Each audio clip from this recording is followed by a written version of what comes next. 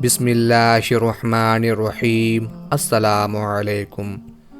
رسول اللہ صلی اللہ علیہ وآلہ وسلم نے ملوک عرب اور شاہان عجم کے پاس اپنے خطوط پہنچانے کے لیے 6 صحابہ کرام کو طلب فرمایا۔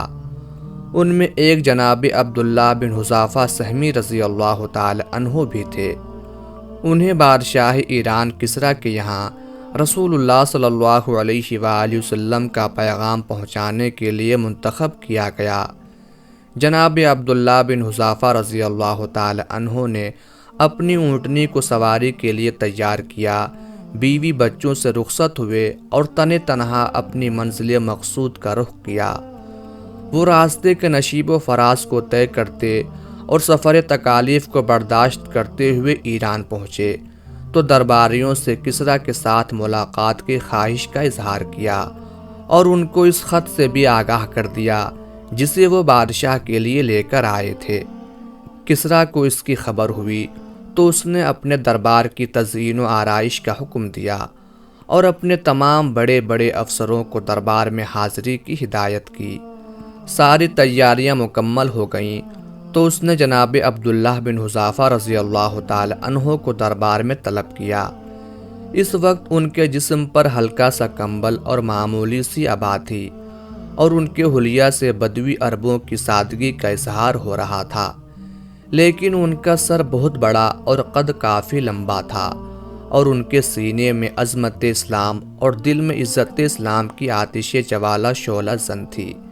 کسریٰ نے ان کو اپنی طرف بڑھتے دیکھا تو ایک درباری کو اشارہ کیا کہ وہ خط ان کے ہاتھ سے لے لے، مگر جناب عبداللہ رضی اللہ تعالی عنہ نے کہا کہ نہیں، رسول اللہ صلی اللہ علیہ وآلہ وسلم کا حکم ہے کہ میں یہ خط اپنے ہاتھ سے آپ کے حوالے کروں اور میں رسول اللہ صلی اللہ علیہ وآلہ وسلم کے حکم کی خلاف ورزی نہیں کر سکتا۔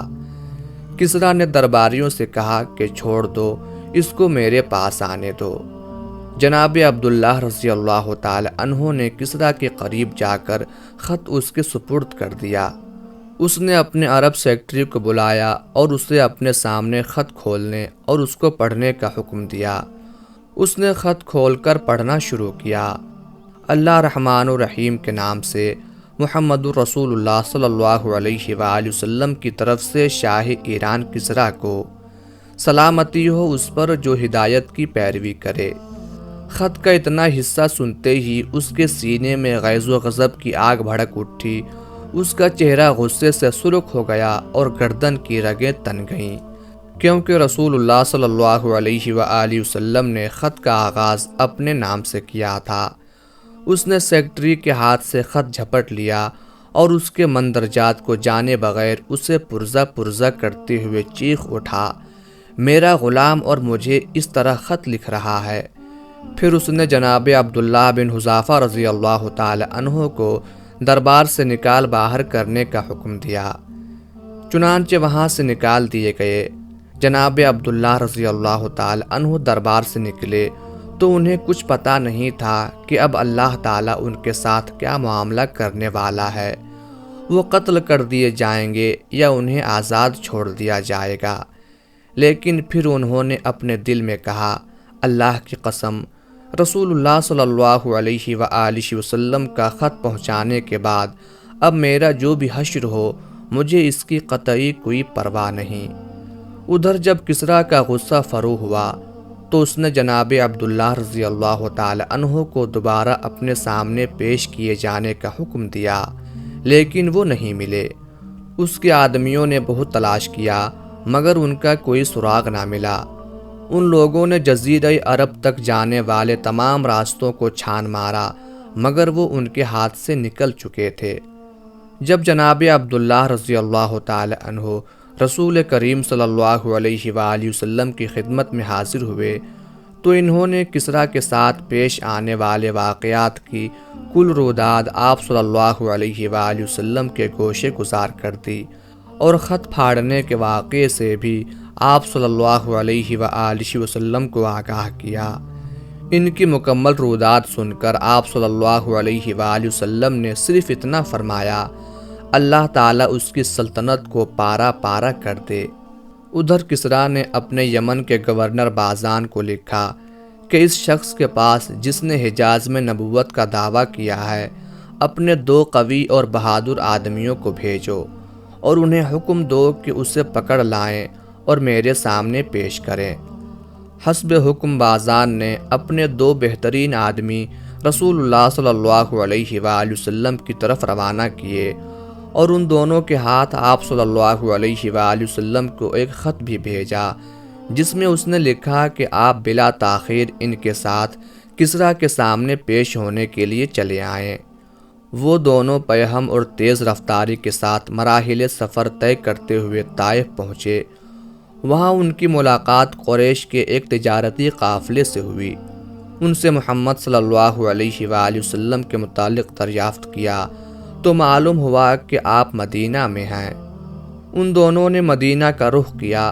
وہاں پہنچ کر نبی کریم صلی اللہ علیہ وآلہ وسلم سے ملے اور بازان کا خط آپ صلی اللہ علیہ وآلہ وسلم کے حوالے کرتے ہوئے کہا کہ کسریٰ نے اپنے حاکم بازان کو ہدایت کی ہے کہ وہ آپ کو لانے کے لیے کسی کو بھیجے، چنانچہ ہم اس لیے آئے ہیں کہ آپ ہمارے ساتھ چلیں۔ اگر آپ ہماری بات مان لیں تو ہم کسریٰ سے بات کر کے آپ کے لیے رعایت حاصل کریں گے اور آپ کو اس کی طرف پہنچنے والی ہر متوقع تکلیف اور اذیت سے بچائیں گے۔ لیکن اگر آپ نے ہماری بات ماننے سے انکار کیا تو آپ خود اس کی قوت و سرکشی سے بخوبی واقف ہیں۔ رسول اللہ صلی اللہ علیہ وآلہ وسلم ان کی یہ باتیں سن کر مسکراتے ہوئے فرمایا کہ آج تو تم لوگ اپنی قیام گاہ پر واپس جاؤ، کل پھر آنا۔ جب دوسرے دن وہ دونوں بارگاہ رسالت میں حاضر ہوئے اور پوچھا کہ کیا آپ صلی اللہ علیہ وآلہ وسلم ہمارے ساتھ چلنے اور کسریٰ سے ملنے کے لیے تیار ہیں، تو آپ صلی اللہ علیہ وآلہ وسلم نے جواب دیا کہ آج کے بعد تم کسریٰ سے نہیں مل سکو گے۔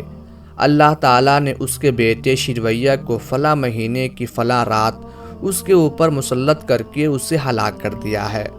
یہ سنا تو ان کے چہروں پر دہشت و حیرانی کے آثار ظاہر ہوئے اور وہ ٹکٹکی باندھ کر آپ صلی اللہ علیہ وآلہ وسلم کی طرف دیکھنے لگے۔ پھر وہ اپنی حیرت پر قابو پاتے ہوئے بولے، جانتے ہیں آپ یہ کیا کہہ رہے ہیں؟ کیا یہ بات ہم بازان کو لکھ دیں؟ آپ صلی اللہ علیہ وآلہ وسلم نے جواب دیا، ہاں، اور اس کو یہ بھی لکھ دینا کہ میرا دین کسریٰ کی سلطنت کے آخری حدود تک پہنچے گا، اور اسے یہ بھی لکھ دو کہ اگر تم اسلام قبول کر لو تو میں تمہارا یہ سارا زیر حکومت علاقہ تمہارے سپرد کر کے تمہیں تمہاری قوم کا حکمران بنا دوں گا۔ اس کے بعد وہ دونوں آپ صلی اللہ علیہ وآلہ وسلم سے رخصت ہو کر بازان کے پاس پہنچے اور رسول اللہ صلی اللہ علیہ وآلہ وسلم کی دی ہوئی خبر سے اس کو مطلع کیا۔ بازان نے کہا کہ اگر ان کی یہ بات درست ہے تو یقیناً وہ اللہ کے نبی ہیں، اور اگر ایسا نہیں تو سوچوں گا کہ مجھے ان کے ساتھ کیا رویہ اپنانا چاہیے۔